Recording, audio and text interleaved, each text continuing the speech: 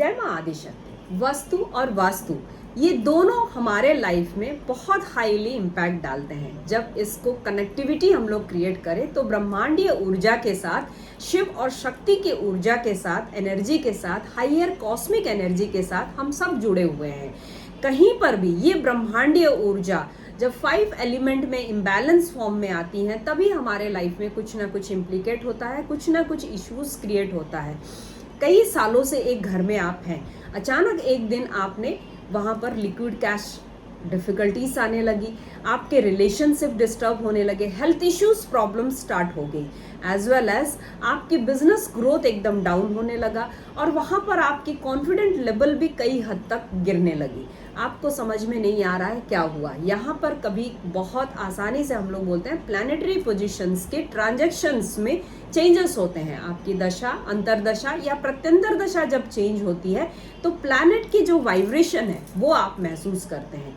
अब वस्तु की वाइब्रेशन को बताने की कोशिश करूं तो आपके घर में जो कुछ भी चीजें हैं वो हर वस्तु का एक पर्टिकुलर वाइब्रेशन है और वो वाइब्रेशन आपके ऊपर इम्पैक्ट डालती है। इसी को समझाने की कोशिश करूं तो कई बार आप लोगों ने घर में देखा होगा कुरुक्षेत्र का अर्जुन और कृष्ण की जो संवाद है वो पिक्चर, फोटो जो है वो आपके घर में आप लाके लगा देते हो और वो पिक्चर आपके घर में अलग अलग वाइब्रेशंस क्रिएट करता है क्योंकि वो कुरुक्षेत्र का वाइब्रेशन है, पीसफुल वाइब्रेशन नहीं है। पोस्टर के ऊपर लिखा होता है यदा यदा ही धर्मस्य ग्लानिर्भवति भारत अभ्युत्थानम अधर्मस्य तदात्मानं सुजाम्यहम् परित्राणाय साधूनां विनाशाय च दुष्कृत धर्म संस्थापनार्थाय संभवामि युगे युगे।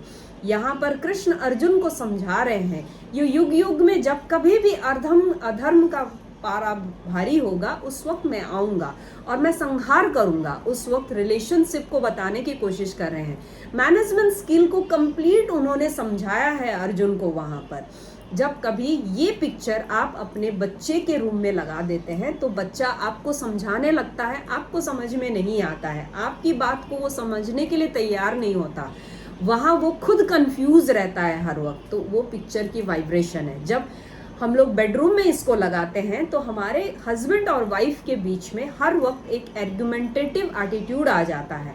हम एक दूसरे को समझाते ही रहते हैं, हम सही हैं तो हम सही हैं। ये समझाने का जो जरिया कंटिन्यूसली चलता रहता है और इसी को अगर मैं लिविंग रूम में या ड्राइंग रूम में लगा दूं तो वहाँ पर उस चीज़ की वाइब्रेशन रहती है जो हम लोग जब कभी भी कंबाइंड फैमिली वहाँ बैठते हैं तो वहाँ पे एक आर्गुमेंटेटिव एटीट्यूड को हम लोग हवा दे रहे हैं, कंटिन्यूसली एक वाइब प्रोवाइड कर रहे हैं। तो वो पिक्चर वो वाइब्रेशन आपको दे रहा है जिसके वजह से आप वहाँ पर हर वक्त एक दूसरे को समझाते ही रहते हैं। इसी तरह आपने देखा होगा राजस्थानी जो लेडीज लोगों की जो पिक्चर होती है, पेंटिंग्स होती है, बहुत सुंदर होता है। कहीं पर उन्होंने मटका लेकर खड़े रहते हैं, कहीं गांव के चौराहे पर एक औरत खड़ी है तो किसी घर के सामने एक औरत बैठी है और दूर तक देख रही है।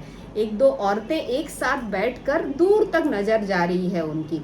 जब वो वाइब्रेशन वहां पर वो एक बहुत असीम इंतजार का वाइब्रेशन क्रिएट होता है। कहीं पर पानी के लिए इंतजार है, कहीं पे रिलेशनशिप के लिए इंतजार है, कहीं पे एक एबंडेंस के लिए इंतजार है।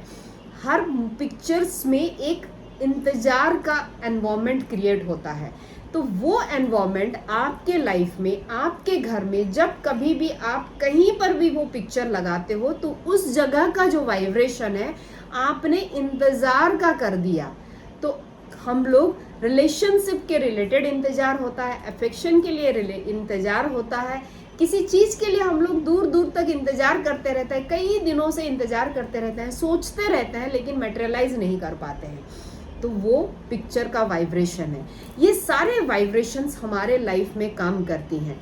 जब कभी भी हमने मार्क किया है प्लैनेटरी पोजीशंस चेंज होती हैं, दशा, अंतरदशा या प्रत्यंतर दशा में चेंज होती है तो हमारे घर में हम उसी डायरेक्शन रिलेटेड, उसी डिग्री रिलेटेड, डिग्री को लेकर एक कोई ना कोई चीज़ हम लोग मार्केट जाते हैं, घूमते फिरते एग्जीबिशंस जाते हैं या कहीं से किसी ने गिफ्ट दे दिया, हम लाके अपने घर में उसको रख लिए। तो वो वाइब्रेशंस हमारे प्लैनेटरी पोजीशंस को सपोर्ट करते हैं और वहाँ पर हमारे लाइफ में इम्बैलेंसेस क्रिएट होते हैं। तो हम कहते हैं जब कभी भी आप वास्तु करते हैं तो कंप्लीट हर इंसान के साथ वास्तु होता है, हर घर के एलिमेंट के साथ वास्तु होता है, हर वस्तु जो आपके घर में रखा हुआ है उसका वास्तु होता है, क्योंकि हर चीज़ की अपनी वाइब्रेशंस होती हैं। आपने मार्क किया होगा जब कभी भी हाथ कट जाए कई दिनों के बाद वो ऑटोमेटिकली कभी कभार मेडिसिन नहीं लगाने के बाद भी सूख जाता है। How it is possible? क्योंकि हमारे बॉडी में जो ब्रह्मांडीय ऊर्जा है, हमारे अंदर जो ब्रह्म है, उसे हीलिंग एनर्जी आती है, वो यूनिवर्सल कॉस्मिक एनर्जी के साथ कनेक्ट कर हमारे बॉडी को ऑटो हील मोड में डाल देता है। तो हमारे अंदर वो ऑटो हील की जो एनवायरनमेंट है वो बहुत हाई है।